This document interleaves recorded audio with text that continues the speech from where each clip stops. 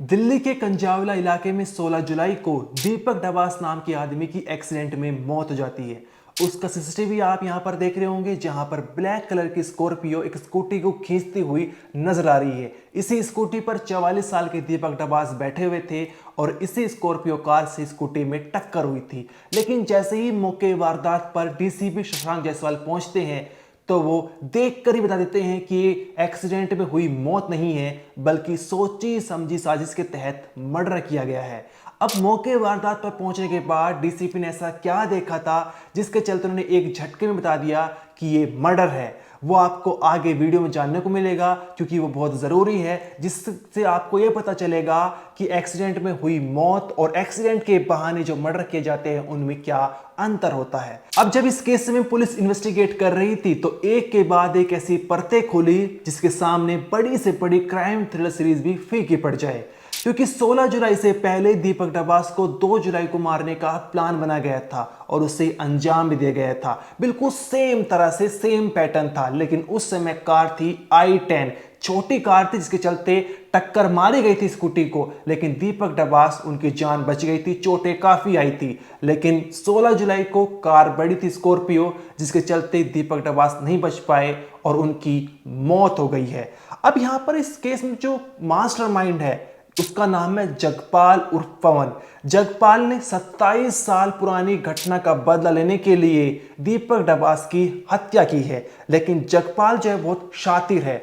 इस समय जो आप सीसीटीवी आप यहां पर देख रहे हैं, सबसे पहले आप उसको समझिए। यहां पर तारीख 16 जुलाई है और समय हो रहे हैं 3 बजकर दोपहर के 53 मिनट। यहां पर आपको स्कॉर्पियो कार नजर आएगी, वो स्कूटी को खींचती हुई नजर आ रही है। इसके बाद यहां पर होता ऐसा है कि स्कूटी पर दीपक डबास बैठे हुए थे, स्कॉर्पियो कार से टक्कर लगती है, दीपक डबास नीचे गिर जाते हैं और बोनेट में स्कूटी फंस जाती है। जब बोनेट से स्कूटी हटती है तो उसके बाद स्कॉर्पियो कार आप देख रहे होंगे पीछे जाएगी और दीपक डबास जो नीचे जमीन पर पड़े हुए थे उनके ऊपर पीछे करते हुए स्कॉर्पियो कार चढ़ जाती है, फिर जानबूझकर चढ़ाई दी जाती है। इसके बाद दोबारा से जब आगे आती है स्कॉर्पियो कार तो दोबारा से दीपक डबास के ऊपर चढ़ाई जाती है और उसके बाद स्कूटी से आने के बाद यहां से गली से मोड़ी जाती है और दोबारा यहां से फरार हो जाते हैं। इस समय जो है यहां पर बस, स्कूटी, तमाम लोग यहां पर आ जाते हैं। अब यहां पर आप मास्टरमाइंड जगपाल को समझिए। जगपाल इतना शातिर था कि वो अपने आप को बचाने के लिए जो है, इस समय जब दीपक डबास को टक्कर मारी तो वो कार में मौजूद था और वही कार को ड्राइव कर रहा था। लेकिन दीपक डबास को मारने के बाद जो वहां पर लेबर थी, सबसे पहले उन्हें धमकाया कि किसी को कुछ बताना मत, और फिर अपने साथी सागर को स्कॉर्पियो कार दे दी कि अब तू इसे लेकर कहीं भी चला जाए, उसे कुछ पैसे भी दिए। ये जगपाल ने इसलिए किया था क्योंकि अगर किसी सीसीटीवी में सागर जो स्कॉर्पियो कार से उतरता हुआ दिखे तो पुलिस को ऐसा लगे कि सागर ने जो है दीपक डबास का मर्डर किया है, वो टक्कर किया है। यहां पूरी जो है इस वारदात में जगपाल का नाम बिल्कुल भी ना आए। लेकिन पुलिस जिस तरह से इस केस में इन्वेस्टिगेट करती है उसके सामने जगपाल की थ्योरी फेल हो जाती है और 1 महीने बाद 12 अगस्त को जगपाल को हरिद्वार से गिरफ्तार किया जाता है, क्योंकि वारदात के बाद से वो फरार चल रहा था, कभी मेरठ, कभी राजस्थान, गुजरात, यहाँ पर फरार चल रहा था। और जब कावड़ का समय था तो वो हरिद्वार में जो है कावड़ कैंप में छुपा हुआ था, लेकिन 12 अगस्त को उसे गिरफ्तार कर लिया जाता है।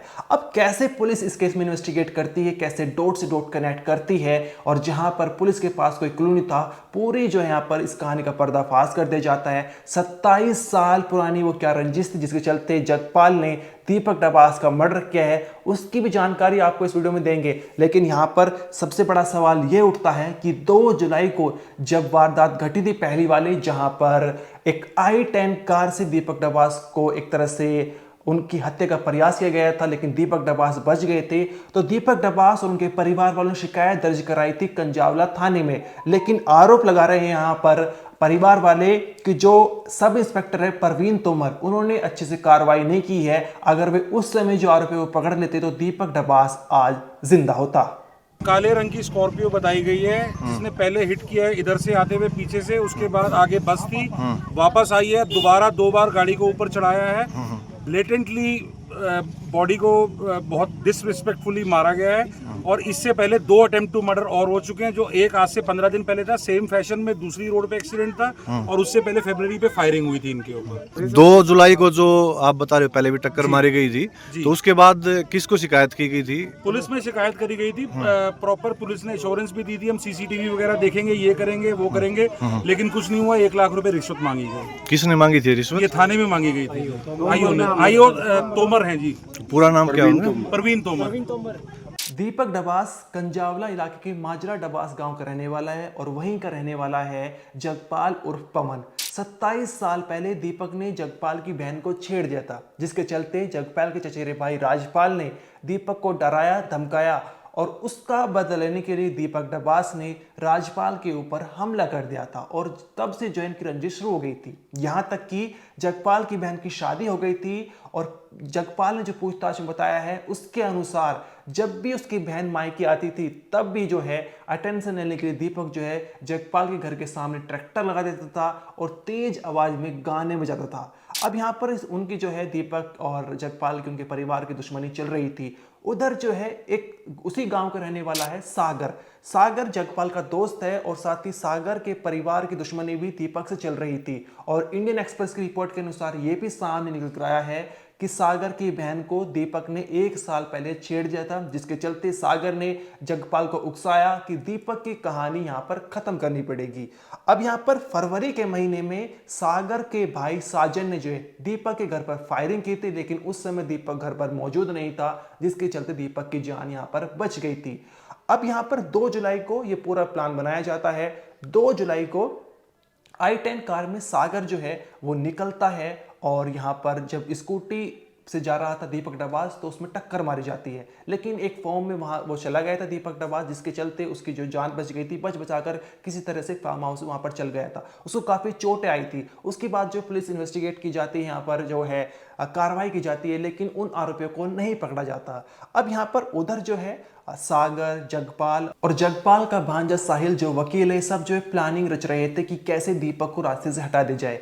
इन्होंने सोचा क्योंकि i10 कार थी, इसके चलते दीपक बच गया था। अब हमें एक बड़ी कार चाहिए, स्कॉर्पियो कार चाहिए। यहां से जो है सागर कॉन्टेक्ट करता है काले जटहड़ी के भतीजे प्रिंस उर्फ टिल्ली। इसका भी यहाँ पर क्रिमिनल रिकॉर्ड रह चुका है। ये प्रिंस जो है वही स्कॉर्पियो कार यहाँ पर एक तरह से मौजूद कराता है, अवेलेबल कराता है। अब यहाँ पर 16 जुलाई को ये पूरी प्लानिंग यहाँ पर रची जाती है। 16 जुलाई को यहाँ पर कार में बैठे हुए थे ड्राइविंग सीट पर जगपाल, उसके बराबर में ड्राइवर के बगल वाली सीट पर काला जटहड़ी का जो भतीजा है प्रिंस, उसका एक दोस्त बैठा हुआ था जिसको इस पूरे मर्डर के बारे में कुछ भी मालूम नहीं था, प्लानिंग के बारे में कुछ मालूम था। पीछे बैठा हुआ था प्रिंस और साथ ही सागर बैठे हुए थे। अब यहाँ पर ये देखी कर रहे थे कि इस समय जो है वो दीपक डबास बाहर निकले चांदपुर रोड की तरफ यहाँ पर जा रहा था और उसी समय जो है उसका यहाँ पर मर्डर किया जाता है। स्कूटी में टक्कर मारी जाती है, फिर कई बार जो है वो दीपक डबास के ऊपर एक तरह से कार चढ़ाई जाती है, पूरी तरह से कुचल दिया जाता है। उसके बाद यहाँ पर एक फरार हो जाता है। उसका सीसीटीवी आप यहाँ पर देख रहे होंगे कि 4:27 पर स्कॉर्पियो कार बड़ी तेजी से जाती हुई दिखाई पड़ रही है, क्योंकि इस समय जो है जो जगपाल था वो गाड़ी से उतर चुका था और सागर, जिसको जगपाल ने कुछ पैसे दिए थे और वो गाड़ी से यहाँ से जा रहा था। ये सिर्फ इसलिए किया गया था ताकि जब पुलिस इन्वेस्टिगेट करे कि किसकी वजह से किस कार ने जो है इसका एक्सीडेंट किया है और वो तो सागर का नाम आए, सागर सीसीटीवी में कैप्चर हो। अब यहाँ पर जब पुलिस इन्वेस्टिगेट कर रही है तो ये तो सबसे पहले जब डीसीपी शशांक जायसवाल मौके पर पहुंचते हैं तो वो देखते हैं कि दीपक डबास के छाती और पैर पर जो है कई बार जो है वो कार के टायर के निशान है। अमूमन ऐसा होता है कि अगर एक्सीडेंट होता है तो एक बार टक्कर लगती है, एक बार जो है वो गाड़ी किसी इंसान के ऊपर चढ़ती है तो एक बार टायर के निशान आते हैं, लेकिन दीपक डबास के छाती और लेग पर कई बार जो है वो टायर के निशान हो रहे थे, जिसके चलते डीसीपी शशांक जायसवाल को लगा कि ये एक्सीडेंट नहीं बल्कि सोची समझी साजिश के तहत यहाँ पर मर्डर किया गया है। अब पुलिस इसमें इन्वेस्टिगेट कर रही थी। शशांक जायसवाल जो दीपक डबास के परिवार से मिलते हैं, वहां पर पहुंचते हैं, तभी उनकी जो टीम वो कहती है कि हमने एक संदिग्ध को हिरासत में ले लिया और उससे पूछताछ करनी है। शशांक जायसवाल कहते हैं कि मैं खुद उनसे पूछताछ करूंगा और वो पहुंच जाते हैं। वो आदमी था सागर, क्योंकि सागर के कई सीसीटीवी सामने आए थे जहां पर वो स्कॉर्पियो कार उसी दिन चलाता हुआ नजर आ रहा था।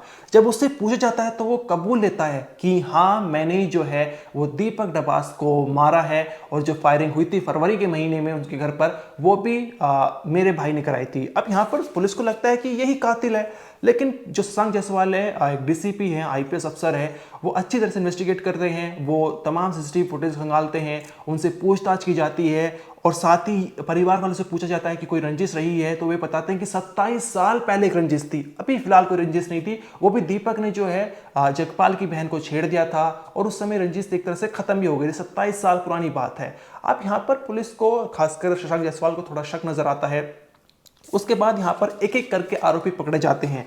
यहाँ पर सागर को पकड़ा, उसके बाद जो है काला जटेड़ी का भतीजा था प्रिंस, उसको पकड़ा, उसको मेट्रो से पकड़ा था। उसमें भी शशांक जायसवाल ने एक चीज़ बताई, इंपॉर्टेंट चीज़, की सूत्रों के हिसाब से पता चला था कि जो प्रिंस है वो कार से आने वाला था, लेकिन जो लोकेशन जहाँ पर वो आने वाला था वहाँ पर मेट्रो स्टेशन भी था। तो शशांक जायसवाल ने अपनी एक टीम को मेट्रो स्टेशन पर भी भेज दिया, वहाँ पर भी एक तरह से नाकाबंदी कर दी थी। और होता ऐसा ही है कि प्रिंस जो है मेट्रो से आता है, उसको वहाँ पर पकड़ लिया जाता है।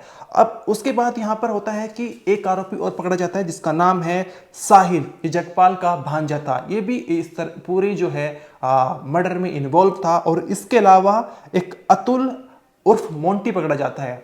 अतुल के जो घर पर है, फार्म हाउस पर, वो i10 कार खड़ी थी। i10 वही कार थी जिससे पहली बार सागर जब ड्राइव कर रहा था तो दीपक का जो है एक्सीडेंट किया गया था। अब यहाँ पर नाम सामने निकल कर आता है जगपाल उर्फ पवन का, जो पूरा मास्टरमाइंड था और इसको जो है पुलिस लगातार दबिश दे रही थी। यहाँ पर सामने निकल कर आया था कि अलग अलग तरह जो छिपा हुआ था, कभी मेरठ, कभी हिसार, कभी राजस्थान, कभी गुजरात, अलग अलग जगहों पर ये छिपता भागती फरारी काट रहा था। अब यहाँ पर जो है कावड़ सीजन चल रहा था, तो हरिद्वार में कैंप लगे हुए थे कावड़ियों के और वहीं पर ये छिपा हुआ था। लेकिन 12 अगस्त को इसको गिरफ्तार कर लिया जाता है और शशांक जायसवाल के अंदर जो पूरी टीम काम कर रही थी, उन्होंने इस केस को पूरी तरह से इन्वेस्टिगेट किया, तमाम सबूत इकट्ठे किए हैं कि ताकि कोर्ट में कहानी पलटे ना, क्योंकि यहाँ पर शशांक जायसवाल ने बहुत अच्छे से काम किया है। और जगपाल से जब पूछताछ की गई तो उसने यही बताया कि 27 साल पहले रंजिश स्टार्ट हुई थी जहाँ पर दीपक ने मेरी बहन को छेड़ दिया था। तो शशांक जायसवाल ने पूछा कि तो इतने साल बाद क्यों तुमने जो है बदला लेने का सोचा?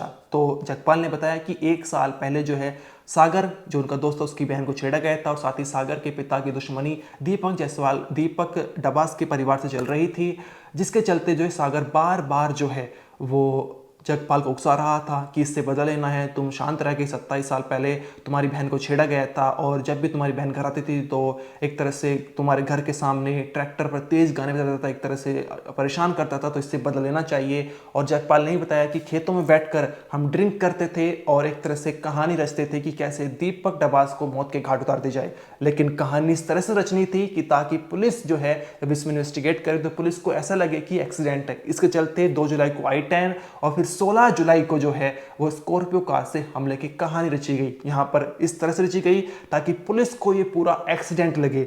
लेकिन यहाँ पर पुलिस जिस तरह से इन्वेस्टिगेट करती तो उससे पता चलता है कि ये एक्सीडेंट नहीं बल्कि सोची समझी साजिश के तहत मर्डर किया गया है, क्योंकि उसकी छाती और लेग्स पर जो है कई बार टायर के चढ़ने उतरने के निशान यहाँ पर पाए गए हैं।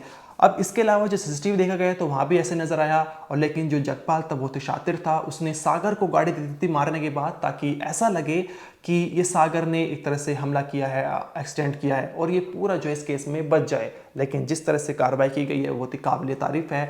और यहाँ पर जो है जगपाल और इसके अलावा अतुल, जो इसका नाम मोंटी भी है, उसके अलावा सागर जो एक तरह से दूसरा सबसे बड़ा इस केस में आरोपी है, इसके अलावा साहिल और काला जटेड़ी का भतीजा प्रिंस, इन सभी को गिरफ्तार कर लिया गया है। इसके अलावा पुलिस का यह भी कहना है कि फरवरी के महीने में सागर के जिस भाई साजन ने दीपक डबास के घर पर फायरिंग की थी उसकी भी तलाश की जा रही है, जल्द से जल्द उसकी भी गिरफ्तारी कर ली जाएगी। इस मामले को लेकर आपका जो भी कहना है कमेंट सेक्शन में जरूर बताइए। इस वीडियो में इतना ही, आप देखते रहिए क्राइम तक।